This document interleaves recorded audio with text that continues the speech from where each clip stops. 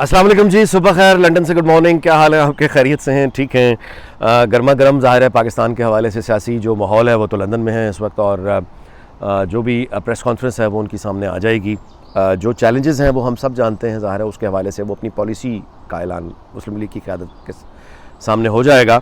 मरीम नवाज़ का जलसा कल का स्वाबी का बहुत शानदार, कमाल, स्प्लेंडेड, ज़बरदस्त। मतलब ये कि मरीम नवाज़ का जो अब जलसा होता है उस जलसे या रैली के बारे में ये सिरे से कोई ख़बर ही नहीं रही कि वो बहुत कामयाब रहा या लोग किस तरह से पहुँचे। अब तो घंटों का भी अगर वो नोटिस दें जो अल्लाह ने मकाम इस वक्त उनको दे दिया है, तो शी इज़ अ मतलब crowd puller, magnet, I mean amazing amazing.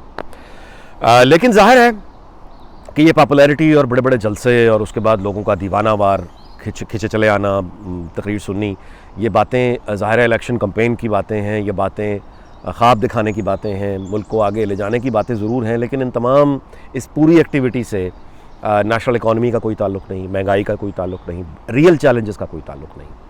तो वो जो रियल चैलेंजेस हैं अब वो हम यानी मेरा ख़्याल है कि सब जानते हैं कि अगर तो फ़ौरन इलेक्शन की तरफ आप जाते हैं, जो कि तकाज़ा है सियासत का, वक्त का, हालात का, तो मुसीबत ये बन जाती है कि पीछे पाकिस्तान के डिफ़ॉल्ट होने का ख़तरा आ जाता है, क्योंकि अगले 3-4 महीने लोग वैसे ज़्यादा वक्त बता रहे हैं। मैं आपसे गुजारिश करूं कि इलेक्शन जो है ना ये 90 दिन के अंदर करवाना लाजमी है। इसका ये मतलब नहीं है कि आपने 3 महीने इंतज़ार ही करना है। ये 90 दिन के अंदर 60 दिनों में भी हो सकते हैं, और पाकिस्तान में 60 दिनों में इलेक्शन पहले भी हो चुके हुए हैं। 60 दिनों का वक्त दे के इलेक्शन माजी में हमारे यहाँ मिसाल मौजूद है, तो आप आज भी 60 दिनों में ये कर सकते हैं। बहरहाल प्रॉब्लम ये है कि मतलब ये कि अगर फॉरेन इलेक्शन में जाते हैं 2 महीने के अंदर करते हैं और 2 महीने के अंदर उसके बाद हुकूमत बनेगी, और फिर उसके बाद वो 3 महीने भी गुजारना मुश्किल हुआ हुआ या 4 महीने भी गुजारना मुश्किल हुआ हुआ, ऐसा ही है ना। यानी जिन लोगों के पास जिम्मेदारियां हैं ये वो बता रहे हैं, ठीक है ना। पाकिस्तान के जितने बड़े इकोनॉमिस्ट हैं वो सारे के सारे ये तशवीश में एक ही बात किए चले जा रहे हैं, बाकी उनके खिलाफ आपस में हैं, लेकिन यहाँ पर आके वो सब एक हैं कि हम बिल्कुल बैंक डिफ़ॉल्ट, हम बिल्कुल डिफ़ॉल्ट होने के ऊपर पहुँचे हुए हैं। और श्रीलंका जो है वो एक भयानक ख्वाब बन के हर पाकिस्तानी को रात को जगाता है, तंग करता है। तो जिसका मतलब ये है कि हम जिस हाल में पहुंचे हुए हैं कि ख़जाना खाली है, बुरे हाल हैं, इतने बुरे हाल हैं, इतने बुरे हाल हैं। जब मैंने पहले आपको मिसाल दी थी कि बॉम्बे म्यूनिसिपल कॉरपोरेशन, उनके पास कोई $11 बिलियन के असासे हैं। हम पाकिस्तान एक पूरा मुल्क है, मांगे तांगे कि हमारे पास $10 अरब। मेरी बात आप समझ रहे हैं? क्यों हुआ ऐसा? नहीं, सोचने की बात है ना कि हम यहां कैसे पहुंच गए यार। पाकिस्तान बने 47 अब एक अरसा हो गया है, 2022 में बैठे हैं। आबादी देखिए, झूठ बोलते हैं हम 22 करोड़ है, 22 करोड़ से कहीं ज़्यादा है, 25, 26, 27 करोड़ से ज़्यादा है शायद, लेकिन चलो 22 भी मान लें। तो ये परफॉर्मेंस है यार। आप $10 बिलियन वहां कूड़ा इकट्ठे, प्लानिंग परमिशन वालों के पास $11 बिलियन है मुंबई, हमारे पास वो तो कराची है। मसला क्या है?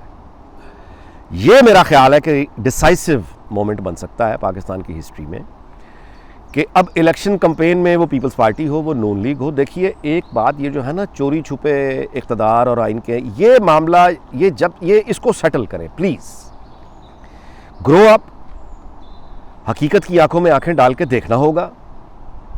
ये काम नहीं हुआ पहले, इसको करना होगा। मैं क्या कह रहा हूँ? मैं ये कह रहा हूँ कि देखिए 56 का आइन बना, अयूब खान आ गया, तोड़ दिया उसको। 23 मार्च को जो यौम जमहूरिया था उसको यौम पाकिस्तान बना दिया। ये तो खैर बातें, आगे जाके अयूब खान ने कायदे आज़म की बहन फातिमा जिन्ना को बंदूक का सहारा लेके हरा दिया। मेरा माशरा वो है जहाँ जुल्फ़िकार अली भुट्टो से जब लोग मोहब्बत करते हैं और उसको हटाया जाता है, तो मेरे माशरे में जुल्फ़िकार अली भुट्टो का वोट बैंक मुंतकिल हो जाता है बेनज़ीर को। बेनज़ीर को वोट इसलिए पड़ा था क्योंकि वो जुल्फ़िकार अली भुट्टो की बेटी थी।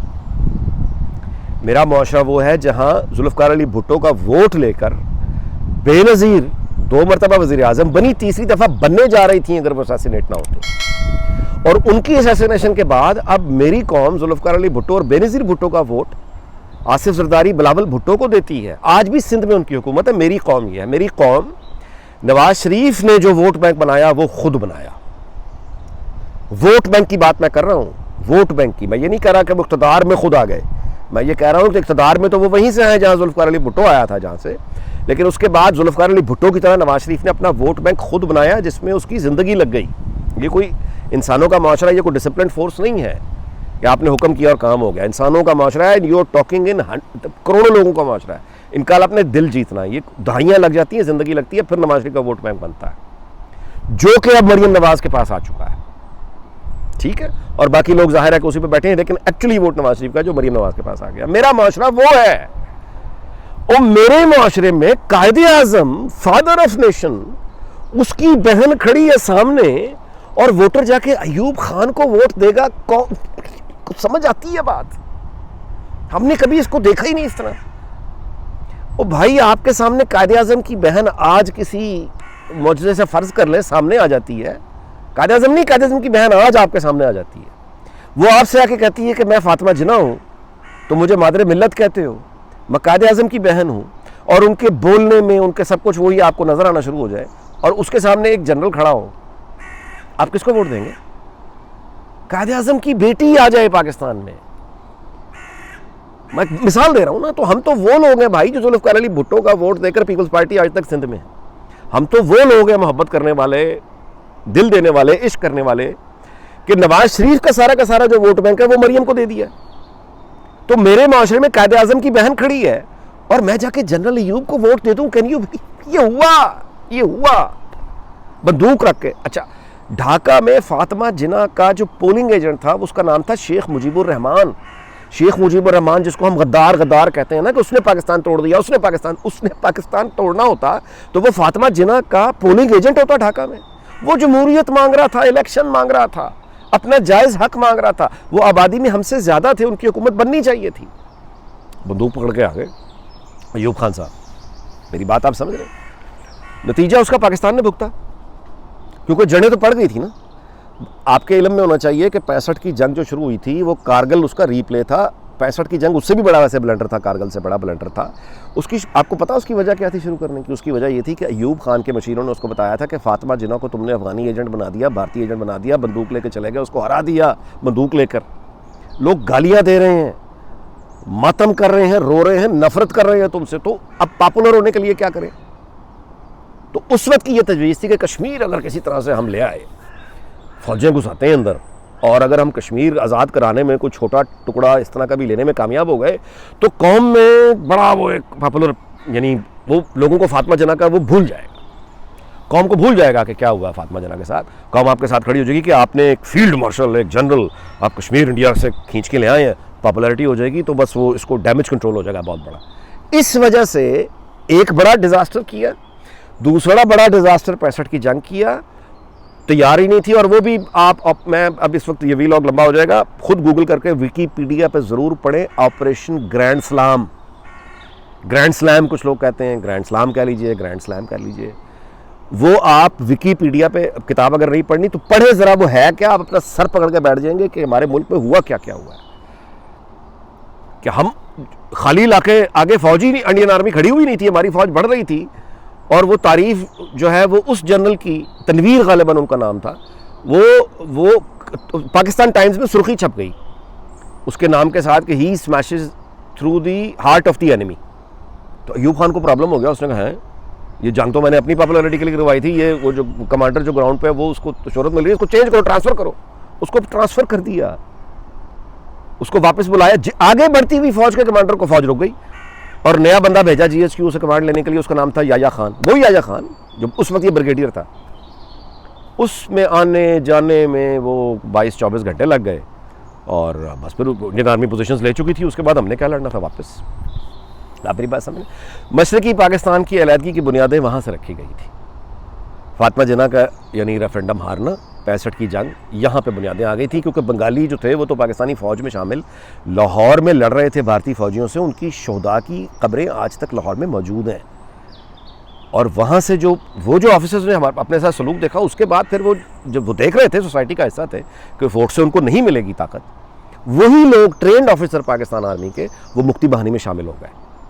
आज ये तो मालूम है कि मुक्ति बाहिनी में वो बागी होकर शामिल हो गए थे। ये कोई नहीं सवाल करता कि वो बागी हुए क्यों थे जो 65 की जंग में शहीद होने के लिए लाहौर को बचा रहे थे। वही लोग तो लाहौर को बचा रहे थे, भारतीय फौजियों से लड़ रहे थे।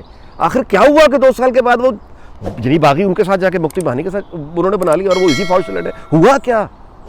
हमने कुछ सीखा? अगर सीखा होता तो तालिबान बनाते। तालिबान ने बाद में क्या किया? वापस वो किया हमारे बेटों के साथ, हमारे सिपाहियों के साथ, जो भारत ने नहीं किया, वो तालिबान ने किया। ठीक हो गया। आज भी हमले कहां से हो रहे हैं? तीसरी फोर्स ये बनाई पीटीआई, ये पैंट शर्ट में एक नई तालिबान बना दी। प्रोपेगेंडा झूठ, प्रोपेगेंडा झूठ, प्रोपेगेंडा झूठ। अब बंदूक पकड़ के ये सब कुछ करवा तो दिया, बहुत वक्ती फायदे भी हो गए। 2 4 10 लोग अरबपति हो गए, चलो 50 100 80 90 लोग अरबपति हो गए। नतीजा क्या हुआ उसका?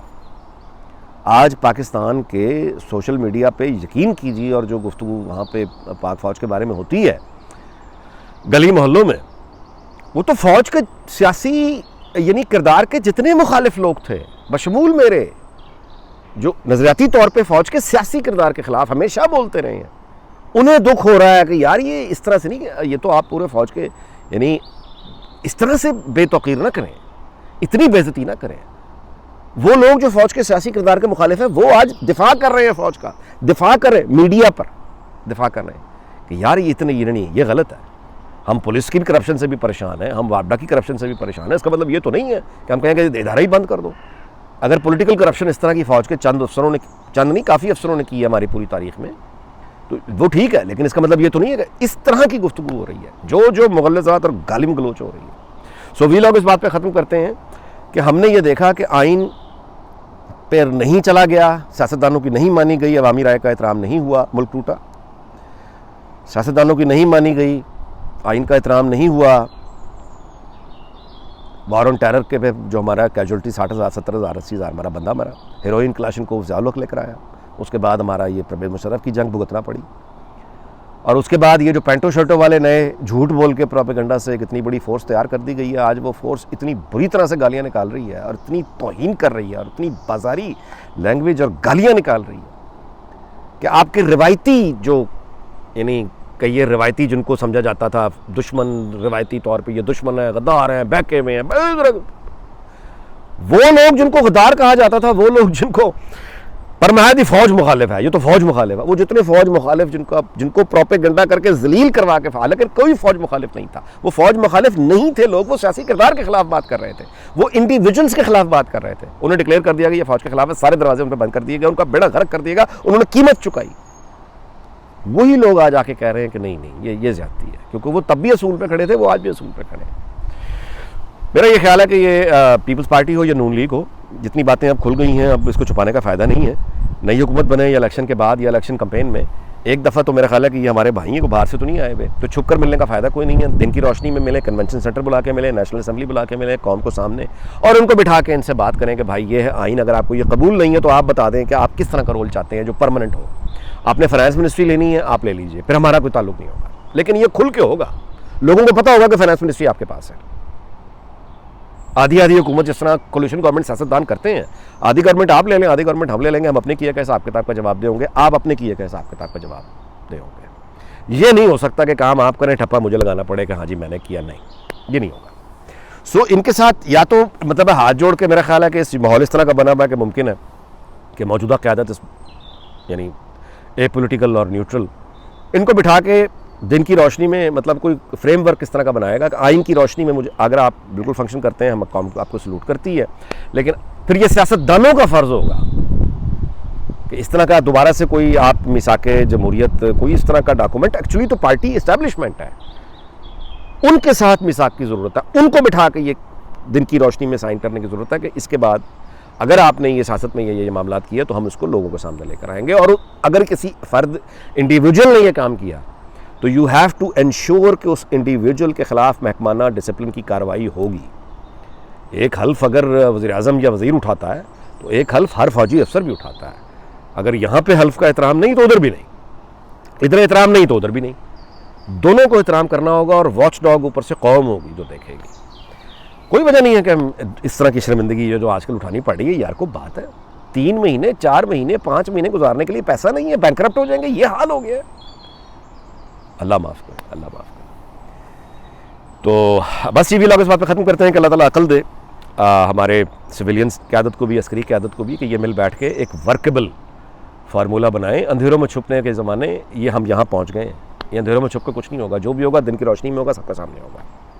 अल्लाह ताला पाकिस्तान को, पाकिस्तान के हमसायों, तमाम हमसायों को, भारत, चीन, ईरान, अफ़गानिस्तान और वो टोक्यो से लेके वेनेजुएला, अमेरिका, कनाडा, पूरी दुनिया को, अमेरिका, बरतानिया, यूरोप, सबको आबाद रखे। हम किसी का बुरा नहीं चाहते। आपका बहुत बहुत शुक्रिया। अल्लाह।